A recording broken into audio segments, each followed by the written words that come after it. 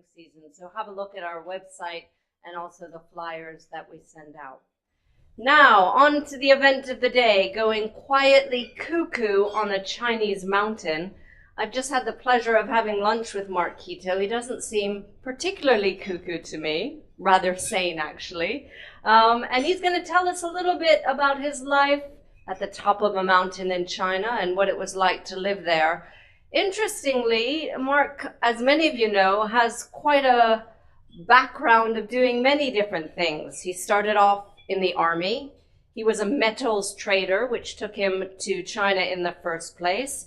He had a passion for journalism and got into the media business there, set up a magazine, ran a cafe, learned how to make his own bacon and cook breakfast for guests at his cafe retreat.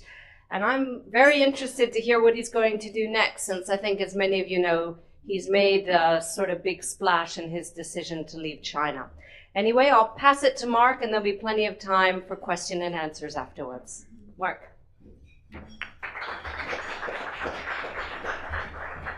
We need to go off a bit. Thank you very much, Tara, and very nice to be here in Hong Kong. Sorry, my own housekeeping. Well, I used to write a column for a magazine in London called Prospect. Some of you might have heard of it. And the aim of this column was to illustrate the big picture of life in China by the telling of small anecdotes about life in rural China, where I live, in Zhejiang province. And it went quite well. It lasted about 4 years, which isn't bad for a column, I hope. And I thought today I would try and illustrate the bigger picture of China with an anecdote, a sort of spare one that got left over, let's say, and hope that it amuses and illustrates, as I say, something about China. It was about a year ago, actually a year, let's say 18 months, it was a summer's day, weekday, a quiet one on the mountain where I live, when I walked into the coffee shop that I run with my wife. There was just one man outside drinking coffee, and my wife turned around from the bar where she was pottering and said, that man outside, he's an artist from Hangzhou, and he's come here because he wants to make your statue. It's not you, actually, they want to make the statue of, she explained. It's the first foreigner who came here about 120 years ago, and they don't know what he looked like, and they can't find his photograph. I told him it's absolutely ridiculous. They're bloody lazy. She does talk like that. She's been married to me for too long. And that you wouldn't do it. Now, there are some friends of mine here in the audience who will attest to my modesty. I don't have much. And besides, who wouldn't want to have a statue of themselves? It was going to go up in the public park. It's due to go up in the public park. And then there was the additional factor that I was considering, which is that if the Chinese government, because of course it is would be a government-approved statue, if the Chinese government in this day and age was to put up a statue of a foreigner, then I think, for reasons that I'll shortly touch upon, I was the most unlikely, if not the very last person they would want to make a statue of. So I rushed outside before the artist could leave, and I agreed, to his delight, to be his model. He took my photograph, front, back and both sides, and said he'd be off to Hangzhou to start work, and soon I'd see myself in the park. The name that was going to go on my statue was J.W. Farnham. He was a missionary who worked and lived in Shanghai in the late 1800s. And he used to come in the summers with his family and friends to stay in a little village on the upper slopes of this mountain where we live, called Moganshan, about 200 kilometers due west of Shanghai. They came to escape the heat, which was most uncomfortable and potentially lethal, especially for children, women and children in those days. And they rented, first of all, rooms, then houses. Eventually, they actually rented the entire village just below the mountain top.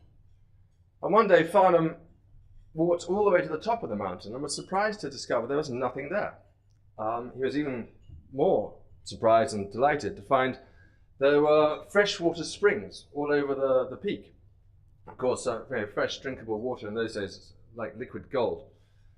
So, as you did if you were a foreigner in the 1800s in China, and you came across a large rock, like this one, you helped yourself. He did actually go about it the right way. He paid for it. He paid 50 Mexican dollars, the Mexican dollar being the most reliable silver content, for the entire mountaintop. He divided it into lots, sold some on to his friends. They built summer houses, villas, which they used themselves. If they weren't using them, they rented them out to the business community in Shanghai. And hence the hysterical joke of those days, which was that the missionaries came to China to do good, and they did very well. They were actually the only people allowed to own property outside the treaty ports, as I'm sure you all know. So by the 20s and 30s, Moganshan was, well, I call it, it was the Chamonix for China. It was a thriving summer resort. The traders from Shanghai had bought villas up there. The people they referred to, without trace of irony or hypocrisy, as the better class of Chinese, built villas up there. And it was the place to go for your summer. When I went there to live in 2004, I too was escaping the heat, but it was a different kind of heat. I had just taken the State Council Information Office of the People's Government of China, effectively the sort of PR department of the cabinet. I'd just taken them to the High Court in Beijing in a trademark case. The trademark was the name of the magazines that I'd built, that. And in the course of this lawsuit, I had a senior provincial Chinese government official stand up in court, give his name and number, and read out a letter that he had received from the State Council Information Office, signed. This was extremely unusual and a bit of a mistake, a signed letter, which asked him to fabricate evidence so that they could get my trademark. It also included the quaint line that as a Chinese government official, it was his duty to help them teach this foreigner a lesson. The judge's face was an absolute picture when he read this out. It was absolutely obvious who was right, who should win. Of course, I lost. Having taken my trademark, they'd already taken my business. They then proceeded to destroy my career.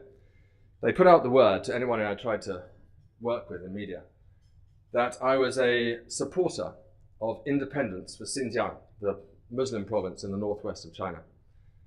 Effectively, this made me a Muslim separatist, or as my Chinese friends prefer to call me, a Muslim terrorist. Hence, I did what you do when you're a Muslim terrorist. I ran away to the mountains to look for a large cave. It's actually quite a nice house. That's why I went to Moganshan. Now, Moganshan is the first mountain you come to. It sort of sticks up out of the plain beyond Shanghai. And they say, actually I say in my book, China Cuckoo, so it must be true, that from Moganshan you can follow a chain of mountains all the way across China to the Himalayas, Nepal, India. Now this is very useful information if you're a Muslim terrorist, because it means you can basically sneak out of the country without anybody noticing. And I duly, rather like Farnham exploring the mountain above his village, I set off to recce the route. I walked for 3 days once towards the Himalayas.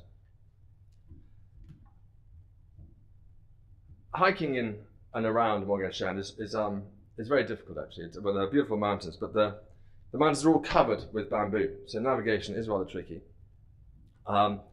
As for the views, it's like taking a scenic tour in a submarine. I mean, you can't see anything.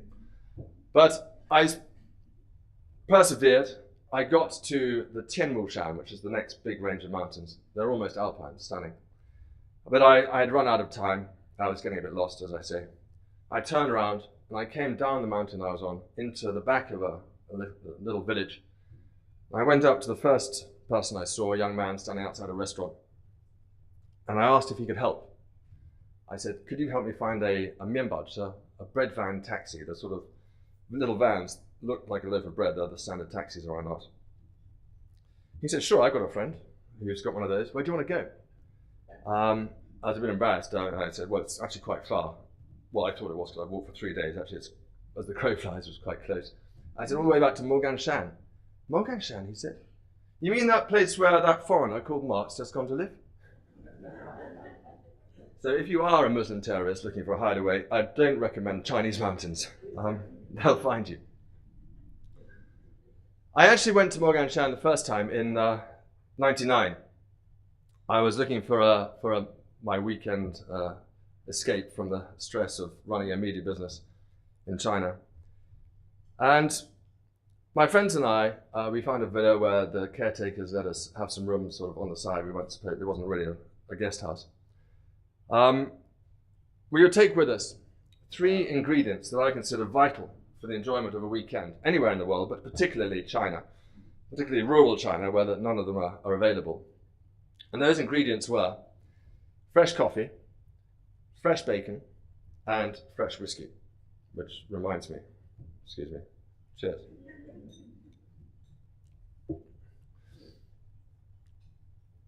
That's very nice. So when we moved there to live, I thought back to this little magic formula, and my wife and I, we needed a way to make our daily noodles, and I came up with the idea of the coffee shop, which would serve fresh coffee, home cured bacon, and have a well-stocked bar. It was a very simple idea. I was thinking of the foreigners who are flooding back into Shanghai. We're talking early, so mid thousands, early tens here. Sorry. I knew they'd be looking for. I expected they'd be looking for somewhere to go for their weekends.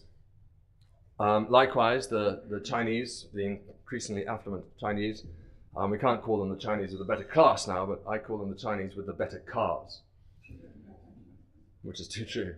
And sure enough, they have been coming back to Moganshan. Our business has done far better than we expected or even wanted, actually. They flood up the mountain in the national holidays and the weekends. It's like it's rather like a sort of the last outpost in one of those old black and white war movies, where you're holding out on the top and they're swarming up the hills around you. I've had to resort to subterfuge to maintain our peace and quiet around our house. I've put up a sign on the path to the back. I'm afraid it is in Chinese because they are the louder ones, and it says, "Please don't take the snakes." It works very well. Now the locals, they tend to, they're very nice. They actually give me a lot of credit.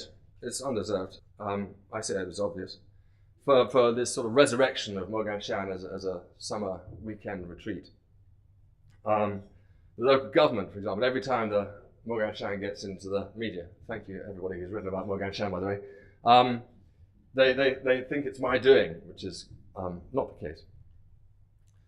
So maybe one day I would deserve a statue without my name on it for this contribution. But the subject's never brought up. It's gone quiet. I drop into the government office on a fairly regular basis for things such as to ask if I can cut down a tree, which is spoiling my view. There are very strict rules about cutting down trees, and you expect they'd come and inspect it and certify it. And they'll just ask me, as they do in China, is it dead? So, well, it's about to be. Then you can cut it down. Or I'll ask for a visa, for example, for we get some foreign staff coming in the summers. And I'll ask could they help with a letter to help us get a visa for them. Oh no, we can't have foreigners living in Moganshan with official approval, Mark, they say to me. Or I want a house, perhaps, to rent a house. So there are lots of abandoned villas, way underused. I might want a house to put up some stuff, and they'll say, absolutely forbidden. You are not allowed to rent houses in Moganshan, which I did a few years ago. But if you were to happen to come to a private arrangement and we didn't hear about it, then do proceed. My favourite question, though, that I always bring up in the Guanliju, the administration office, to the chief of the administration office, he's called Mr. Wang. We'll call him Chief Wang because there's another one coming on soon. Chief Wang, I'll say, when are you going to actually open up Moganshan and let it become what it was before? The Chamonix for China. I tell him he might even have some guests for this shopping mall that he's planning for the high street. They all want shopping malls, even us. And he will say to me, dead straight, Mark, Mr. Mark, he calls me, having foreigners return to Moganshan would be like going backwards. Simple as that. Now, just recently, as Tara's mentioned, I did announce that we're going to leave. Well, I didn't really announce it. I just put it in a magazine and it went crazy. That we're leaving China for various reasons. But whilst we're back in England, we hope to keep our businesses going for as long as possible. But for this to happen, we have to secure our lease, which is a tricky thing. And the coffee shop is in a hotel, and it's actually the owner of the hotel, the other Mr. Wang I'm going to mention, who needs to renew his lease too. So Mr. Wang, I'd like to just explain or describe his family. Mr. Wang is the grandson of the Moganshan Ice King. His grandfather came from Anhui province, the next one over, in the 20s, as did all the locals actually. There are no real Moganshan, they're all from Anhui. They came to work for foreigners, to be their caretakers, their builders, their everything. And Grandfather Wang was a very smart chap, and he built an ice house, made ice for the American missionaries. He also made a fortune, mainly because he charged according to the weight of the ice as it left the ice house, not when it arrived at your villa after half an hour being carried around a hot mountain, probably in a wicker basket. The Americans got very upset. They wrote letters to the North China Daily News, as if he read that. Of course, the family lost everything in '49, and they were even harder hit in the Cultural Revolution because they were the number one family. Mr. Wang's father supported his family, earned a living by digging up the stumps of the bamboo that had been cut down, and with that you can make brushes out of the tendrils to clean woks. I'm sure you've all seen them in the markets. A very hard life. When he died a few years ago, the entire village and relatives from Anhui turned out for his funeral. He was much loved and respected in the village.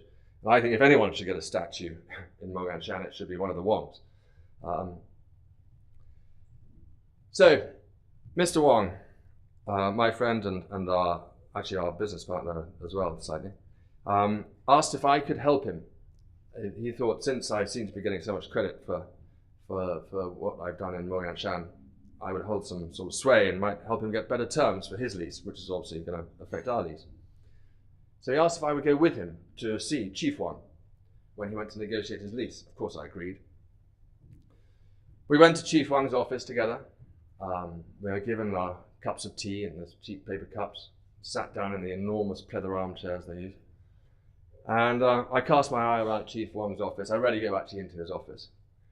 And I was surprised, amazed, kind of shocked to see, sitting on his windowsill, a life-size, gold-painted head. It was mine. Not sure if it was a trophy at this point, but I'll make it sound like one. It was the beginnings of the statue. So I, of course, said, that's rather nice, Chief Wang. He said, yes, what do you think of it? I think I'd like it. Can I have it? He said, yeah, of course you can. Take it afterwards.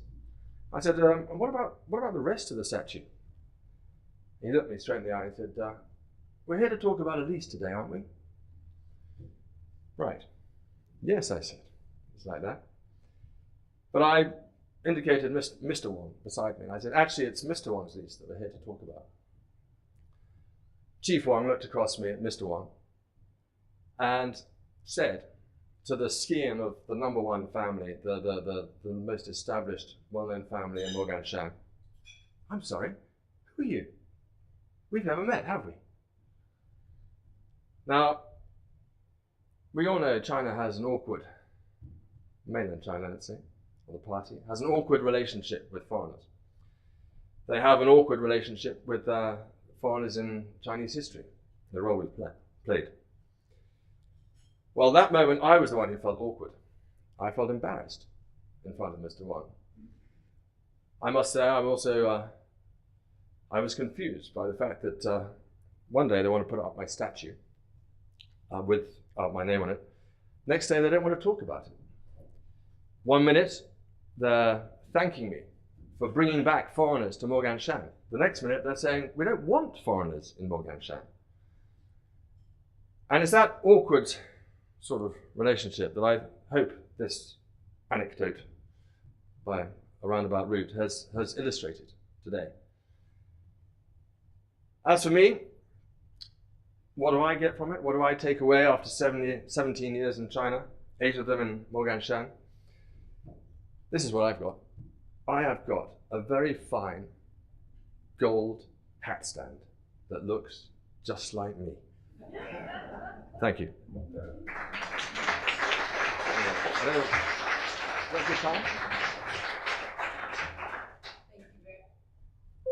No, this one. Thank you very much, Mark. We have plenty of time for question and answers or discussions, as there's no official Q&A here today. So if you want to raise your hand, and there's a microphone around the room, we'll come around to you. And Mark, you're welcome to stay at the podium or have a seat with your whiskey, whichever makes you more comfortable. I'll face the music up here, so thank you. David. Mark, I was just wondering if you think back to your first career, do you think there will ever be a time in the next 5 years, 10 years that China will liberalize the media laws to allow foreigners to do what you tried to do? I think, did I already get that? Will China ever liberalize media laws? I think it's the last thing they will liberalize, and I so basically no. I mean, media is to them propaganda, and that is vitally important. So no, I don't think they will. I think it's going to get worse. Yeah. So that's a short answer. Very fun. Hi. He didn't get his lease, I assume. Ah, good question. Sorry, I didn't finish that off. At the end of the meeting, Chief Wang said, yes, of course, you can have a lease. Mr. Wang said, well, what's it going to cost? And he said, oh, I can't decide that. My deputy in charge of property, it's his decision, not mine. And Mr. Wang is quite keen to get the lease sorted because he actually wants to renovate his hotel. And he hung on and hung on. It still hasn't been signed, but he started renovating. So we'll see. That's how it is. Better. Selma Piper, Crystal Consulting. I just wondered, could you tell us a little bit about the background when the authorities decided to seize your business? What happened back then?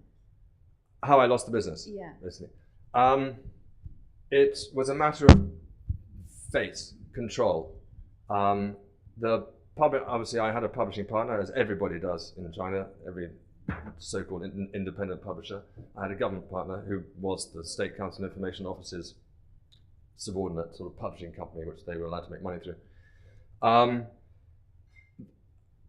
I was going to move away from them and find another partner, and because basically they were what sort of started it off was when they said to me at one point, Mark, now you're with us, you will always have a job, which is not what I did it for.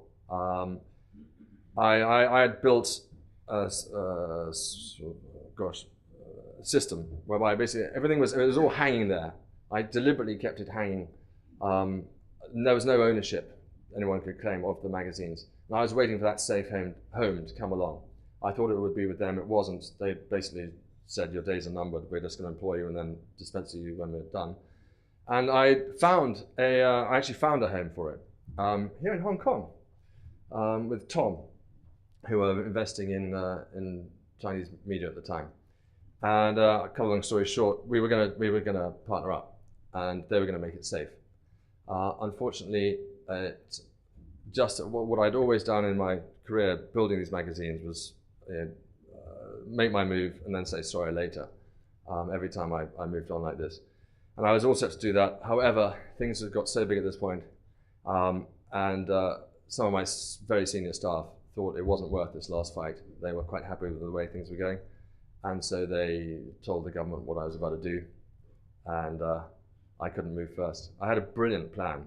It was genius, actually. But I never got to enact it, unfortunately.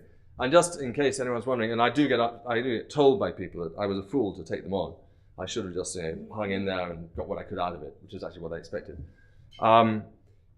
Since that, my disaster, 2 other people who worked with that publishing company have managed to move away, so it could have been done, if I hadn't been betrayed. Then.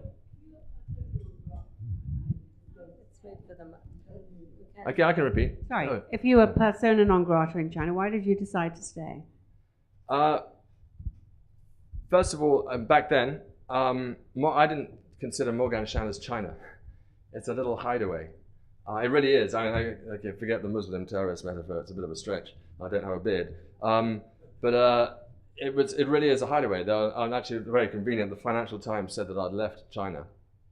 And so I let everybody believe it. And that's went to sit on the mountain and lick my wounds, get over it. It's a very cheap life. Nice place to write a book. And now, and it basically sort of died away. Once I lost the trademark case, they were happy. They're not bothered with me. And recently, what's quite amusing, since that article I wrote in Prospect, which some of you might have seen, explaining why I'm leaving China and why I think China's such a mess, they have been so damn nice to me. Literally, they physically have embraced me, the county chief, saying, "Come on, Mark, you're so happy here. You've done so much. You've got a nice life. You don't want to leave." Yeah, it's rather not what it's not what I expected. Oh. Mark, what are you going to do in England? I have a bold idea to start all over again. I'd like to I want to start a marketing business. Maybe we can have a chat later. I'm going to go and live in Norfolk in the countryside, and the kids are going to go to a local school. My children are 10 and 8 at the moment, and I want to settle down in a community and build a little business in a framework where they can't take it from you. It's going to be a bit of a shock though. Those rules and regulations are going to be difficult to cope with. But yeah, I'm just going to start again with that. I think there's a market for a marketing company. I hear there is. So yeah, that's what I'm going to do. Any other marketing entrepreneurs be delighted to have a chat afterwards? Any more? Over lunch, you hinted at murder and murder on the mountain. Ah, yes, murder of foreigners. Quite relevant nowadays. That Hayward story. Yes, it does happen. That was a different mountain. Quite, but it's here's a foreigner who upset the locals. There was a murder in Moganshan in 1912 of a foreigner, Robert James Felgate. He was a failed carpet salesman who became a missionary, who then didn't like being a missionary because the Boxers were chopping all their heads off. So he went to Shanghai, and he ended up as the resident manager of the summer resort. And he was a bit of an obnoxious character, and he had fights with everybody. And he owed a lot of money to a local craftsman. He refused to pay, and the craftsman actually took him to the arbitration committee or the judicial committee of the Moganshan Summer Resort Association. And there was a decision made in his favor, and he refused to pay. And anyway, it's highly likely that the craftsman got some bandits to go and rob him, but they robbed him a bit too hard and killed him. It crops up in my story because, and I mentioned Hayward, because I really thought they were coming after me at one point. There was a string of coincidences. One January, that just spooked me. There was a man in black literally walking around the house in the afternoon. The army, who are our landlords, came to see me.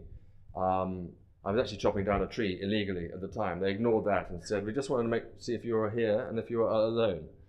I had the spooky German, and he had a great voice too, come to the coffee shop and tell me the story of the German family that got murdered in Nanjing. Worked for a bus company. They said it was Roberts, but actually he was a whistleblower. And that's why he got murdered. And this all happened, that day was the anniversary of Felgate's murder.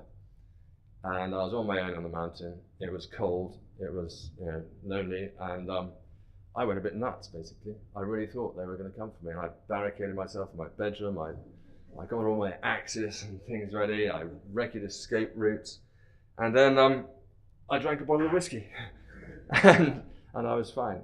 But they really got to me, and that's what they do, which is why I think Hayward must have really pushed it to make them.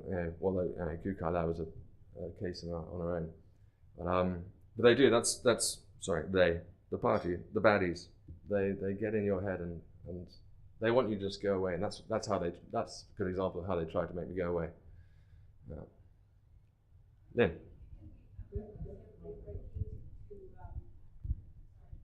Everybody's very keen to do business in China. If you give those three pieces of advice about doing business in China, what would they be?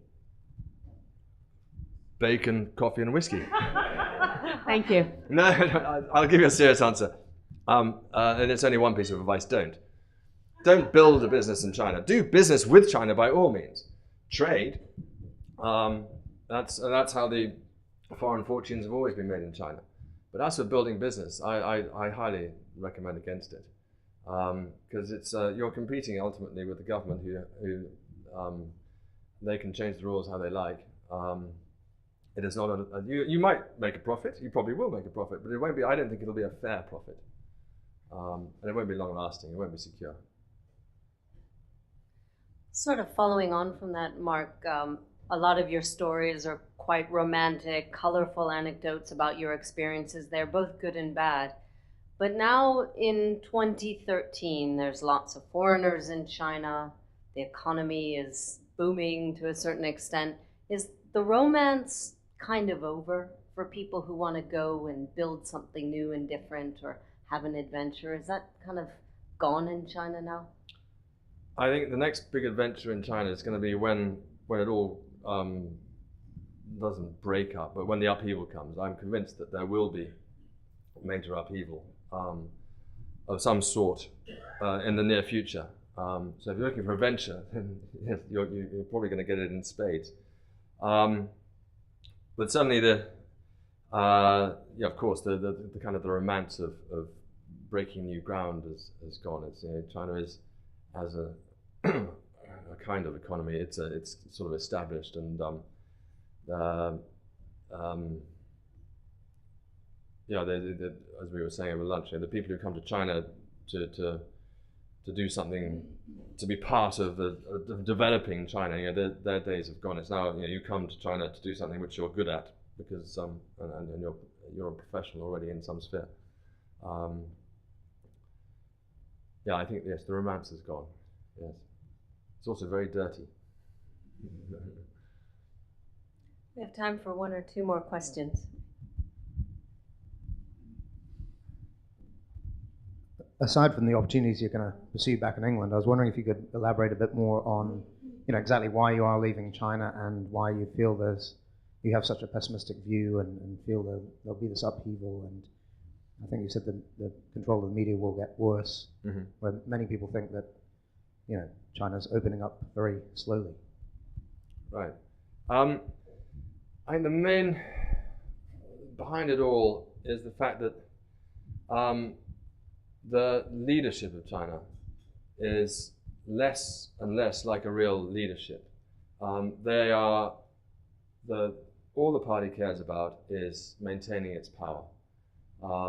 They don't really care, so I'm putting it very simply, about their country. They care about their own interests.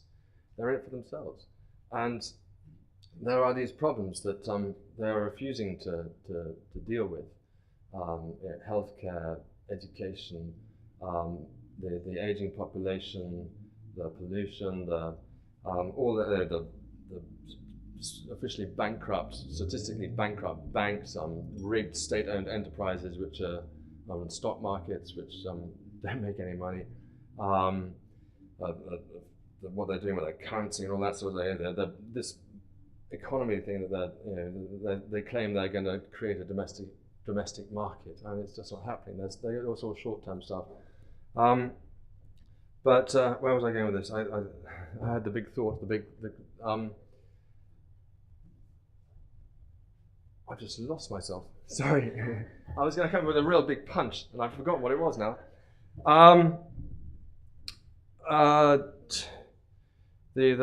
God, I really have to. Those are pretty big punches, actually. So, I mean, is that the sum up of why you're leaving? Which I think is the question that Alex. Oh, and what I was going to say, the punchy one was this corrupt. Sorry, not the punch, but the sort of punch line was this the corruption thing that they're making such a big deal now about. We're going to deal with corruption. I mean, it's them who created it in the first place. It's a massive smokescreen. And look how good we are. We can actually deal with our own problems. But actually, the country's problems they are ignoring, basically. And that's where the problem will come from. One of those, or many of them, will come to a head. And then God knows what's going to happen. Yeah. Time for one more question. Maybe we can end on a less sobering note. Over here. There is a property called Naked Resorts on Morgan Channel. How is that doing, and is that likely to come unstuck, or the Western partners in it? Interesting. I know those people very well. I actually wrote their website. Naked, they call themselves Naked Retreats is the brand. They actually have two. Naked Stables, which is not in Morgansham, though they say it is, and I had to say it is because I was paid to. It was marketing, it wasn't media. It's 14 kilometers away, and that's a big resort, and it's apparently doing very well. It would be indiscreet, since I'm friends with the owner, to give you too much inside information. The local government love him because he's invested, or he's brought in big investment and stuff, and that's where the real development actually in Morgan, that's where the Chamonix is going to happen now. It's all around the foot of the mountain, which is where it's not cool and it's not a heat resort, because they can't get up to the top, which is all these old villas the government won't let go. There's a French place actually just around the corner too from Naked Stables, the Passage, which is a beautiful hotel, and again, the government's really supporting it. But Naked Retreats also has a thing called Naked Home, which is, funny enough, ironically, is the village which the missionaries first used to come and stay in. Funny how it all comes around. They took over 6 houses there and created these little farmhouse kind of B&Bs, which are great. But that is shut down because of a landslide. And I'm sure I'm not being indiscreet in this. Basically, the owner of Naked, Grant Horsfield, is he's playing a bit of a game with the government because they want him to repair all the damage on his ticket because he has most of the houses in the village, and he's saying, no, if I'm going to do that, I'm going to give me more houses. And there's a standoff. It's been going on for about 6 months, and I don't think he's going to win. No. But it's there's a lot of finance behind it. It'll be a while before it breaks even, I think. Yeah, the big resort. Well, I think we'll leave it on that note. Your book, I believe, is for sale at the entrance there, if you'd like to buy a copy, and maybe you'll be around to sign a few at the end of this. Of course, yeah. From us, a small gift from the FCC to thank you for coming along, and we wish you good luck in your future ventures. Thanks very much. Thank you, John. Thank you all. That's very nice to chat. I'm going to finish my whiskey now.